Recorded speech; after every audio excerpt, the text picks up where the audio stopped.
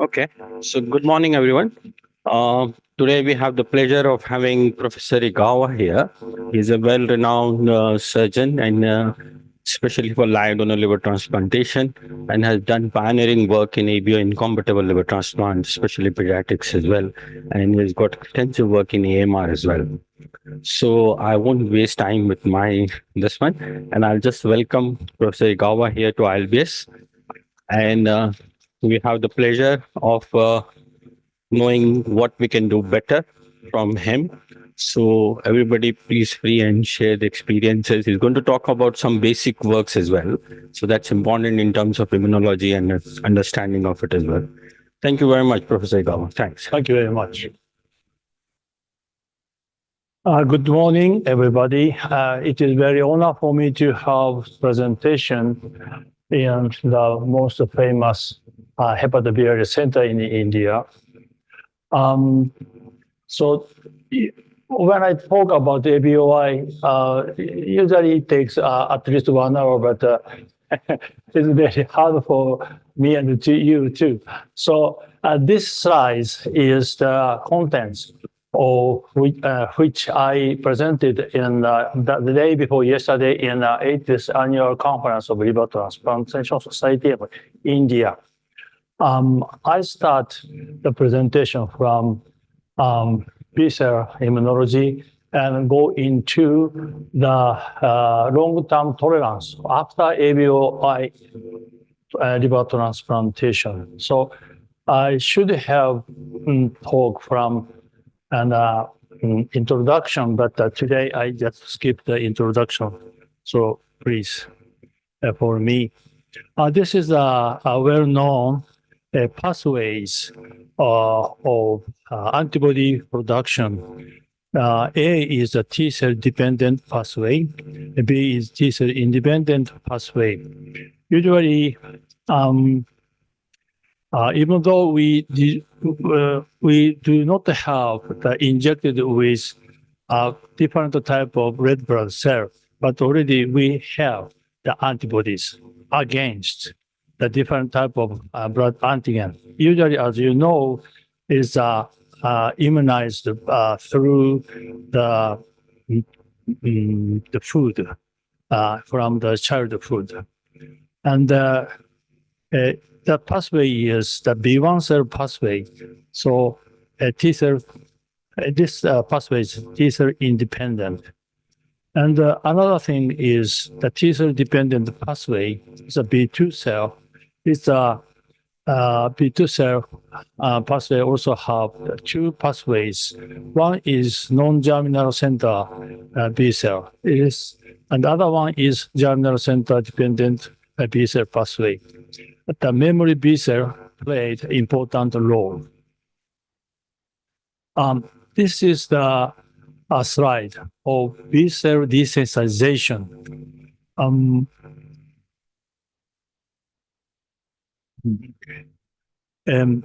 In basic regimen of desensitization or against the ABO or antigen consists of rituximab 2 weeks before transplantation usually, and we start tacrolimus and Cerecept 1 week before transplantation.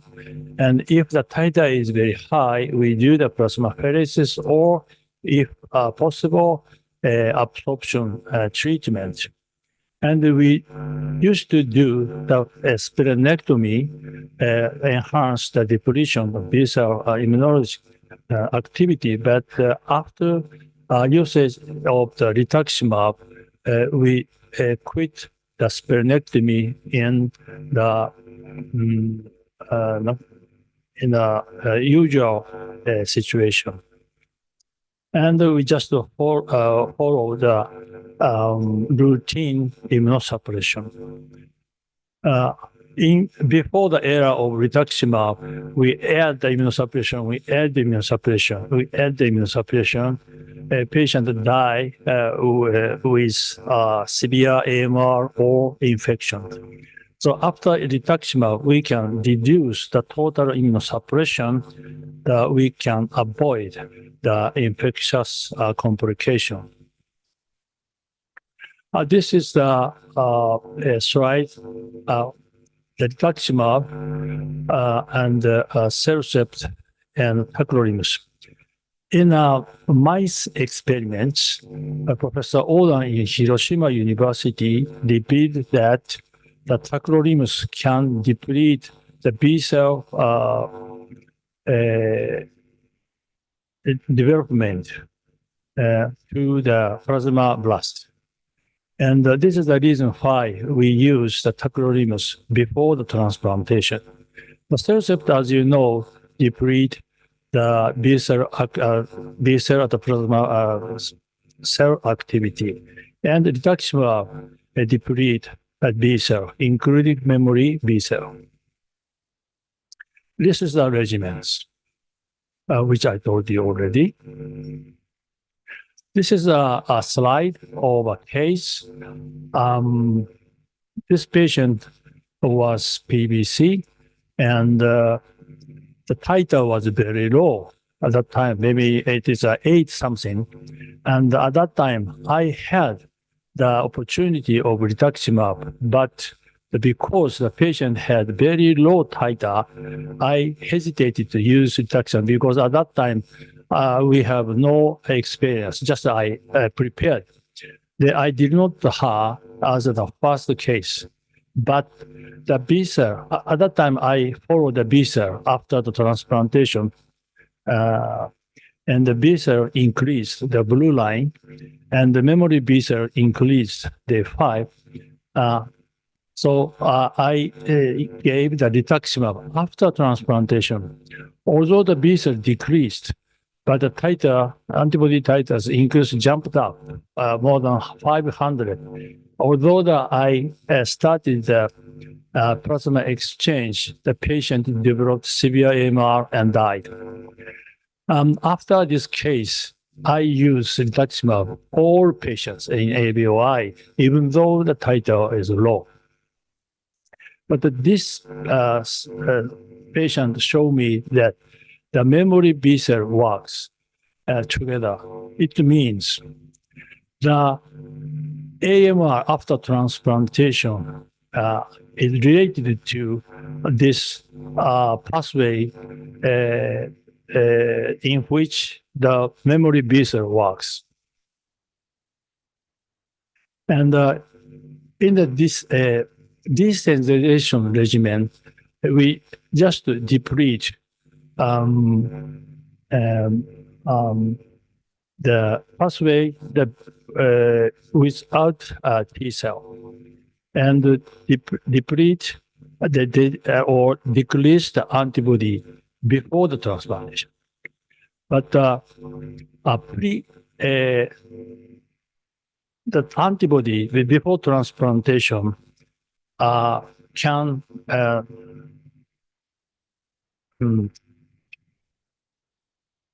act on the target antigens on the surface of the epithelium, but we can reduce the antibody and avoid that reaction.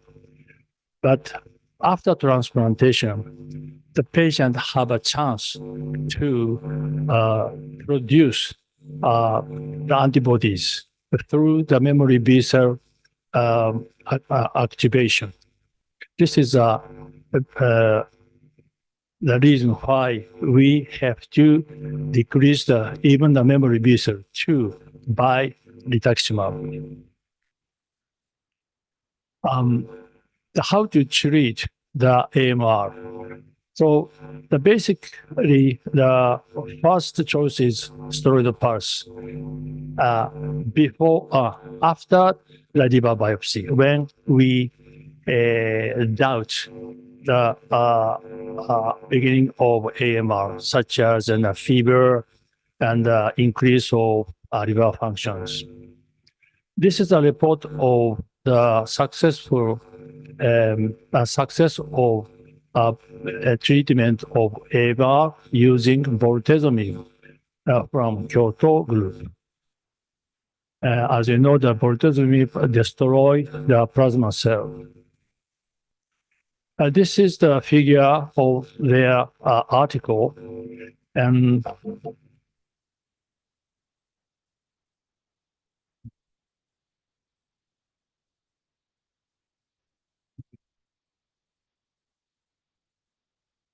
first they give maximum day 6, and because the patient did not improve, they add the bortezomib day 9 and day 12.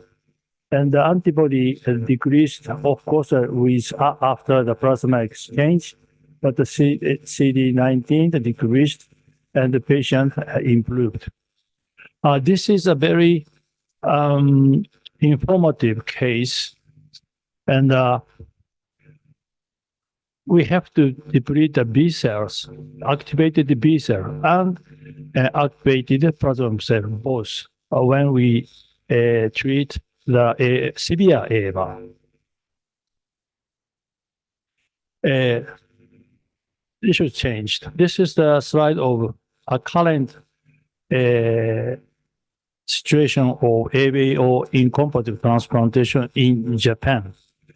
The right panel shows the survival of patients 18 years old or older after 2013. So we began to use the rituximab 24. So almost all patients are treated with rituximab before transplantation. So now we don't have no significant difference among the blood type combination. I moved to the tolerance. And so we had a case. The patient was 12 years old and type group O. She underwent the transplantation 10 years ago. And then the local doctor who take care of my patient called me. She has low titer of the antibody. Yes, I agree that. So I follow all patients, but he wants make some experience using her blood to show the mechanisms. So we do that together with him. So, and also I work with Professor Oden. Again, he come back again, and he's at Hiroshima University. He's a surgeon and immunologist. And okay. This is the antibody. The donor blood type is A. Okay, and dark circle or square. These are the type B, IgM, IgG. So 2 years after transplantation, patient produce the antibody against the antigen, type B. But the titer of antibody against the type A reduced 2 years later. So the patient have the hyporesponsiveness, especially to the donor type and blood type. This is the experiment. We use NODS kid mouse, and we engraft with human PBMC of volunteer O, volunteer A, and the recipient A2O, and sensitize human blood type A and measure the antibody titer. And the light panel, the mouse engrafted with type O PBMC produced antibody. but type A did not, of course. But interestingly, recipient PBMC, the mice with recipient PBMC did not produce antibody. And next study is Dr. Ueda. He also the mentee and mentee of mine in Kyoto University. He followed up a 75 patient, a type O patient who underwent ABO incomplete transplantation. This slide shows the change of anti-donor antibody titer in blood type O. And the left panel, the anti-A antibody, IgM, IgG. In the long-term follow-up, both IgM, IgG decreased significantly. Type B, the same. This is the same phenomena of significant decrease of antibody titer against donor type. This is another slide. This is anti-non-donor antibody titer and comparison with long-term titer against donor type. So just watch to the green arrow area. The antibody titer did not decrease. I mean, non-donor antibody did not decrease, even in the long-term follow-up. But in a red square circle, when compared with the blood titer against non-donor, titer against donor, the titer against donor significantly decreased, even a type A or type B, and both in the IgM, IgG. Let's consider the mechanisms. This is a hypothesis.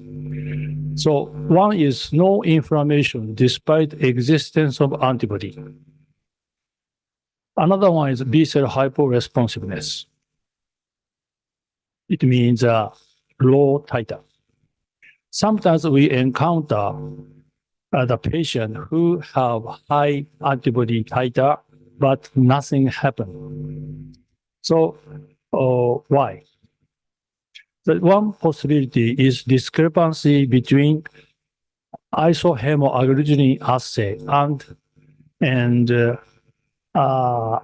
antigens on the surface endothelial cell. Dr. Ben Park reported that there were 6 subtype of antigen, ABO antigen, and 1, 2, 3, 4, 5, 6. And the vascular endothelial cell express only type 2, while the red cell can express from type 1 to type 6. If the hemoagglutinin assay catch the antibodies against all types, so that the vascular endothelial cell just only express only the type 2. So there might be some discrepancy between the amount of antibody which can attack the vascular endothelial cell and the result of isohemoagglutinin test assay. This is one hypothesis. This is another one. This is a experiment role of liver sinusoid endothelial cell in induction of carbohydrate reactive B cell tolerance through the PD-1 and PD-L1 pathway.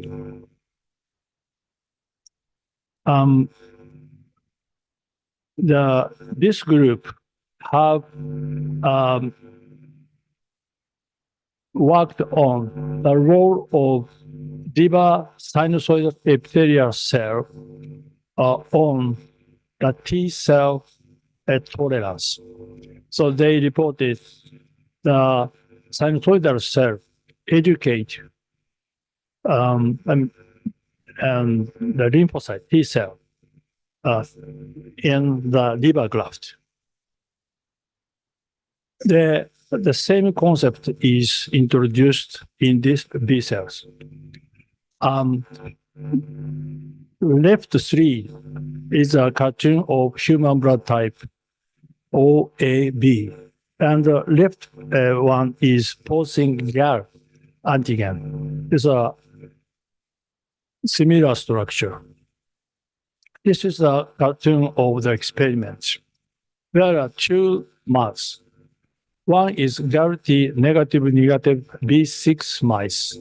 Red one is GAL-T positive B mice, a kind of wild type. So they isolate the liver sinusoidal endothelial cell from these masses and make a suspension. And there are three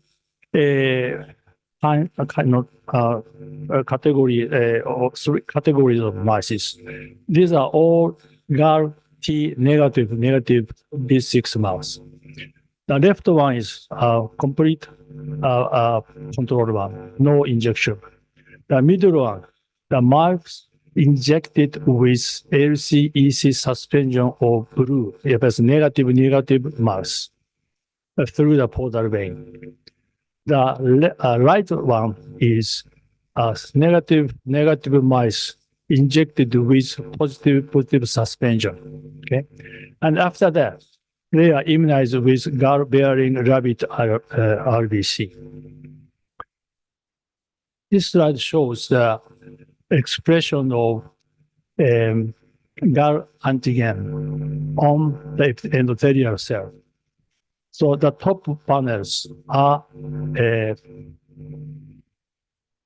positive wild type. Of course, they can express the GAL antigen.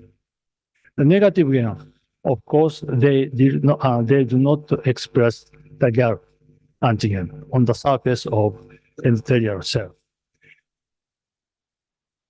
And injected mice with positive suspension express the antigen. And negative mice, of course, produce the antibody. Negative mice with negative suspension, of course, produce the antibody. But negative mice with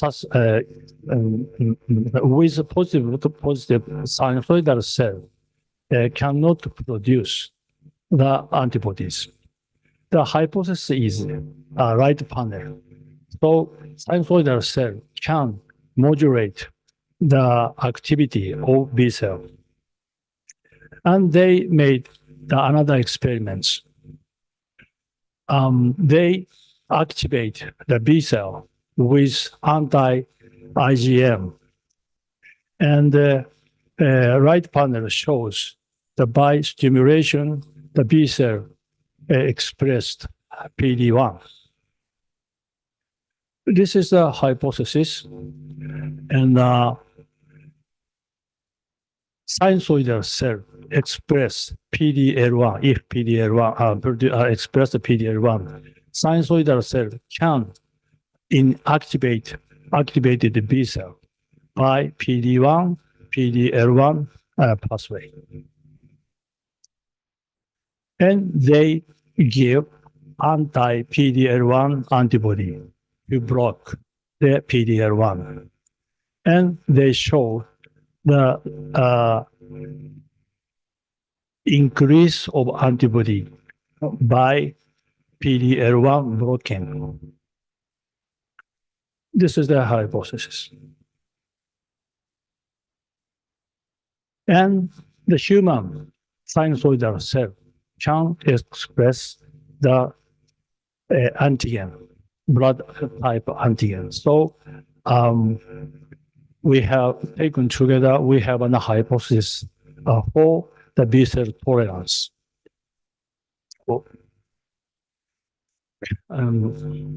This is a completely different slide. When we follow up the patient after ABO incompatible liver transplantation, very often the patient forget that I had the ABO incompatible liver transplantation, something like that. So when such patient have encounter and a big injury, so sometimes they require the big surgery. So we have to do the transfusion. At that time, if we do not have the information about ABO, history of ABO incompatible transplantation, we give the patient with blood production of the patient's blood type. The red cell is okay, but if we give a lot of fresh frozen plasma or platelet, they contain antibodies against the graft.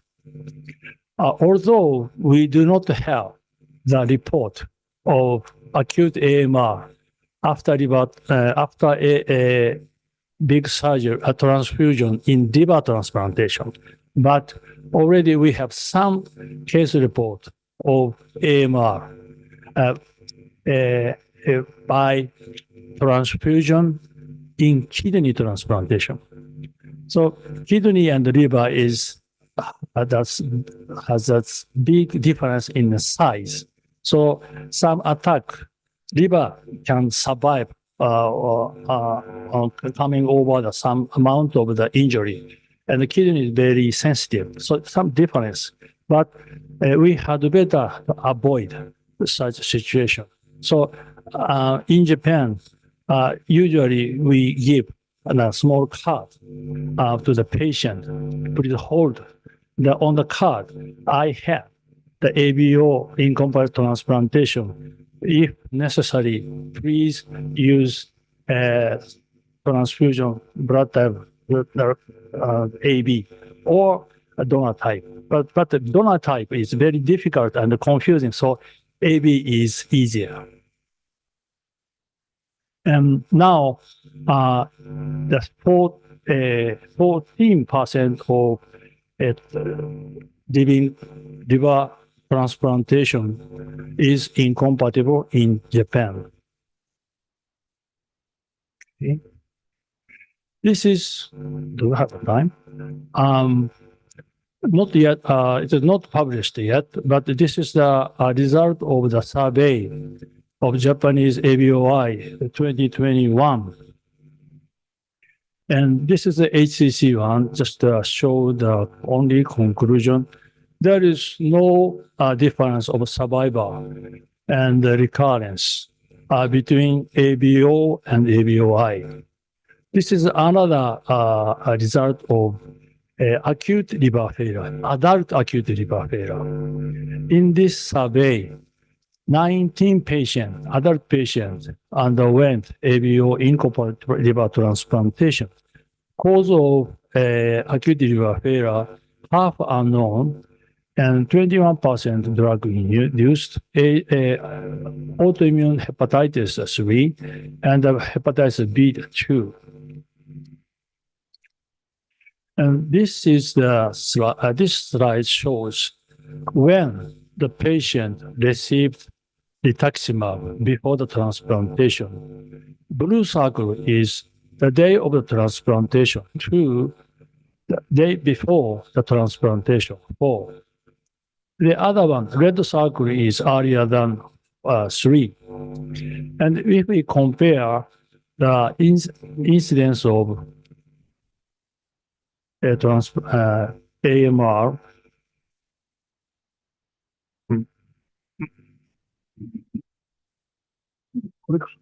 here, and within the 1 day group, 50% had AMR, while the group before the 4 days, just 5.3%. This is almost the average incidence of AMR in a regular regimen group. And more important thing is these 6 patients did not have additional desensitization, no FK, no CellCept, of course, no time, and no splenectomy. And in a regular regimen, we quit the splenectomy already. Okay, and in this group, they have a time for FK CellCept.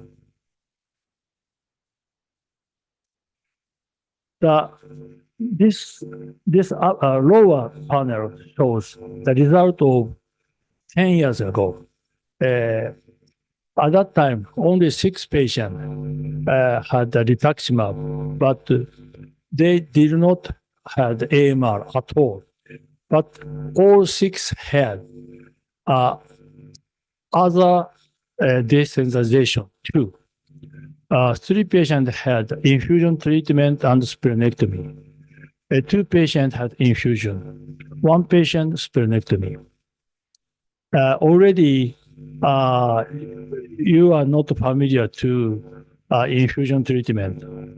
It is one of the game changer before the rituximab in ABOI. Keep the small catheter in the portal vein or hepatic artery during the transplantation and inject continuous injection with steroid, prostaglandin E1 and the FOI, gabexate methylate. And it also improved the result from the survival 20% to 60%. Rituximab improved the result from 60% with the infusion to 95 or 90%. Well, anyway, what I want to say is in acute liver failure transplantation and ABOI, we need not only rituximab, but also other desensitization, at least splenectomy. Now, maybe IVIG after transplantation.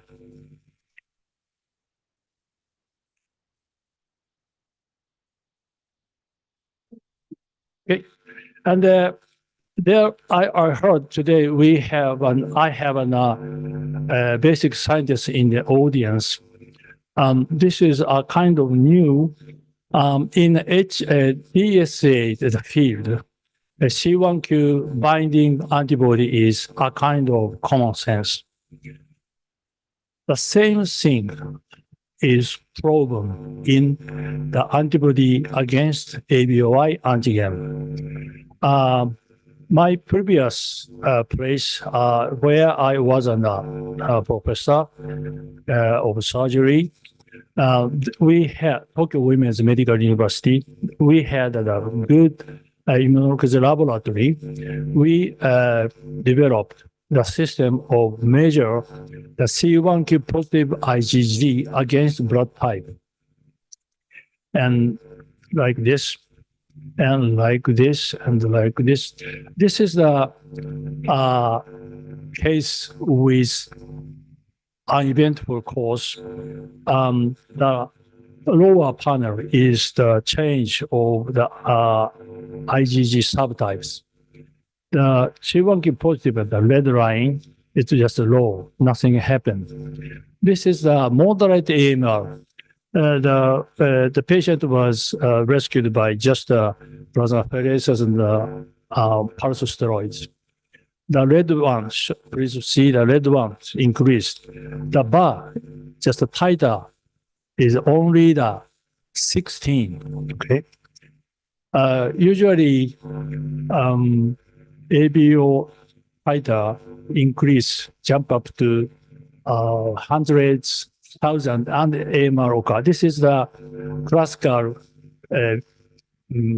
scene which we encountered maybe 10 years or 20 years ago. But now, in rituximab era, the total amount of antibodies sometimes is low, but AMR occur. And I found some indicator, and I encountered this C1q positive IgG against the blood type. And even though the total titer of the low, the red line is increased together with IgG1. IgG1 also capable to evoke the complement cascade. It's just a gentle AMR. This is a severe one. The titer increased but 128 at the first attack. So at that time, I was going to use bortezomib at that time, but committee of the hospital did not approve the use of bortezomib. Bortezomib is not approved by Japanese FDA yet, so we have to approval of the institution. But we can use the rituximab. Anyway, I gave the rituximab once the patient improved the symptom. But 2 months later, she had a second attack. The titer is very low, 32. But this is a line with the C1q is a thin green one, gray one. So it increase. The total number is very low, but I worry about the increase of the C1q titer. So at that time, I already obtained the approval of bortezomib. So I used the bortezomib. This phenomenon is improved. But the patient developed the liver failure. Fortunately, we can save this patient 1 year after using the same blood type of the father. His age is 68. That is why we rejected the father first, is the age. But father's liver working very well. The patient is now happy with the children. So this is the figure of the severe AMR. You can see the coagulation of the and the red blood cell through the sinusoid and the swelling. And also right panel shows the sclerosing cholangitis and the liver abscess. C1q binding IgG could be a good indicator in a low titer era. Thank you very much.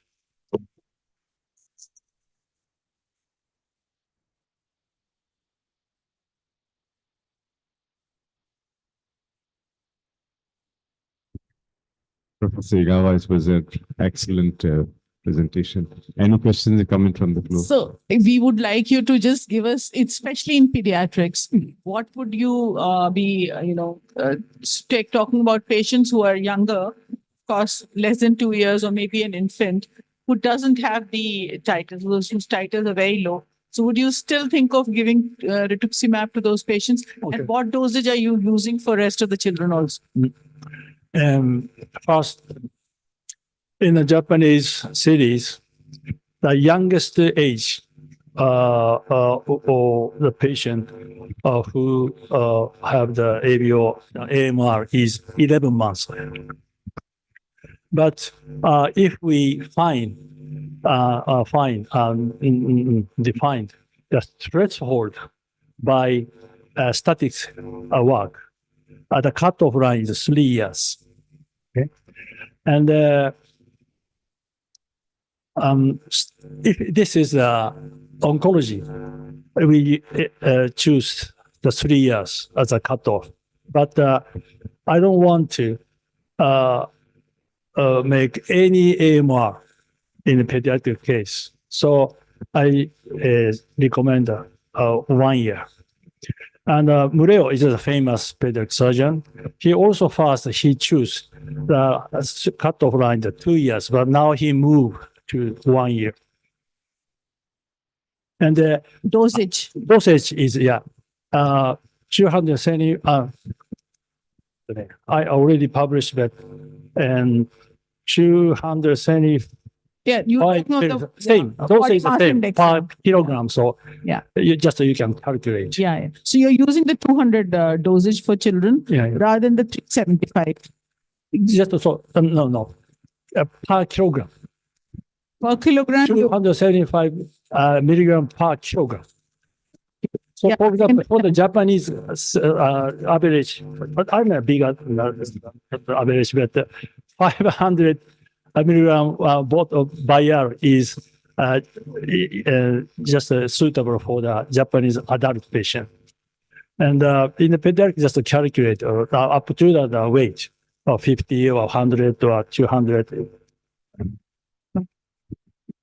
One more question if nobody else is here.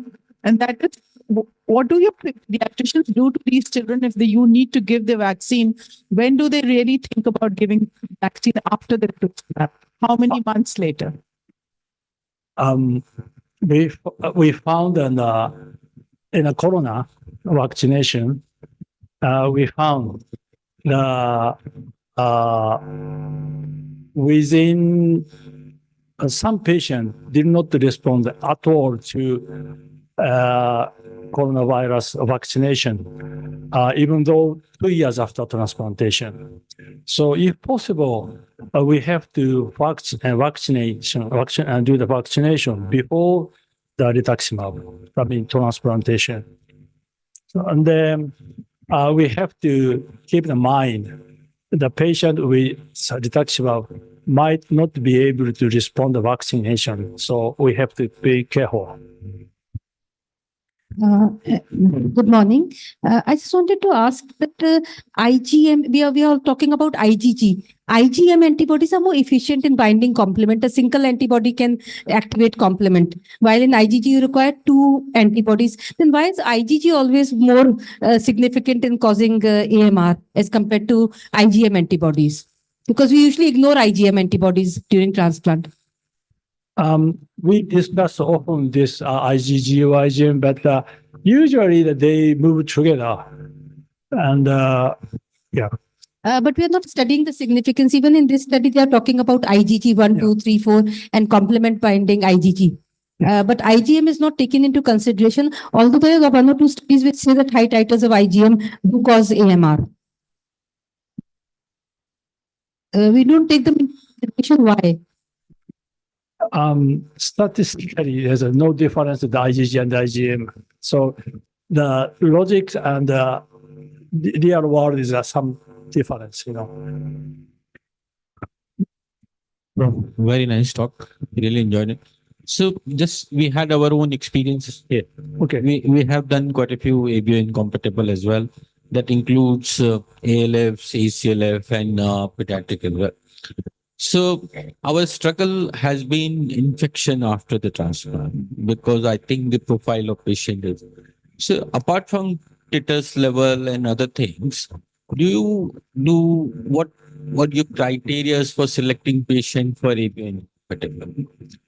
Do you take other things in consideration in terms of their sarcopenia, their infections, most pre-operative infections, and other profile before you select them for ABO incompatible transplant? I do not have clear criteria, but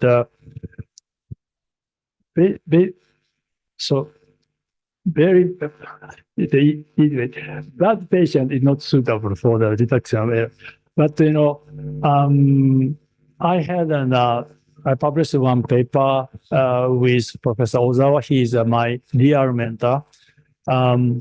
He and I show the effector amount of effector T cell can show the capability to overcome the post-operative infection. So using that indicator, so when the effector T cell is very high, it is already the patient is fighting with some infection. When we reduced amount of steroids after transplantation, usually 10 milligram, 10 milligram, and reduce the 1 milligram per body, something like we reduce, but we just skip all steroid. That no patient died due to the infection. So something like that. So if we have a good indicator of the sensitivity of post-operative infection, we can reduce the steroid. But when we think about the ABO incompatible for the patient had no other choice, right? Already. So it's a very difficult question. Other question? Yes.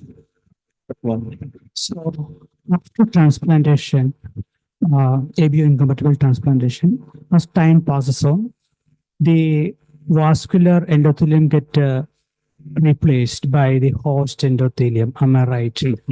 So as this happens, I would expect the ABO incompatibility decreases.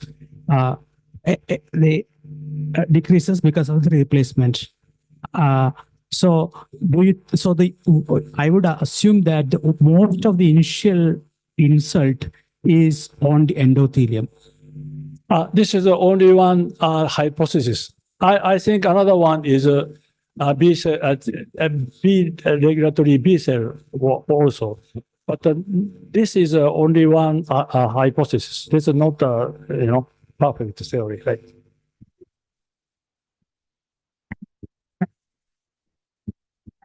Thank you, Professor Egawa, for such an excellent presentation. And I think we are all. One more question I would like to ask.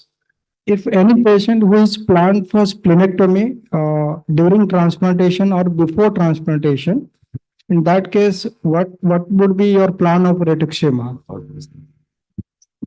Say again? Any patient who is planned for splenectomy, removal of the spleen, during transplantation or before transplantation, in view of short graft or small size graft, what would be your plan of rituximab in those patients? Whether the splenectomy or not, the decision of rituximab is the same. Just give the rituximab. So that is why we quit the splenectomy years. We found no B cell in the spleen after transplantation, in which the SCV patient, at that time, we did the splenectomy for SCV patient. So reason why. So you do not have to mind the effect of rituximab and splenectomy. But I have to say, almost all patients have a chance of CMV infection after rituximab. So we need the prophylaxis. Okay. Just one more thing. Here. Oh, Yeah.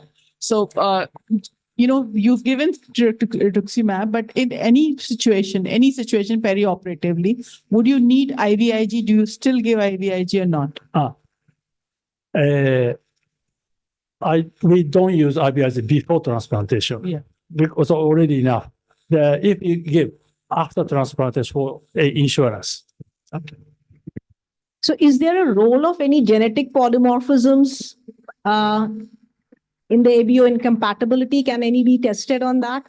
Like the FCF gamma receptors? FC gamma receptor, right? It is it's relating to the sensitivity of infection, and also the sensitivity of rituximab IgG to the B cell receptor, right? And again, the Professor Oda already published that the difference of amount of required IVIG between the FC gamma receptor wild type and type H something. So yes, there is some effect. I think, thank you, Professor Egawa. Let's give him a standing ovation. Thank you.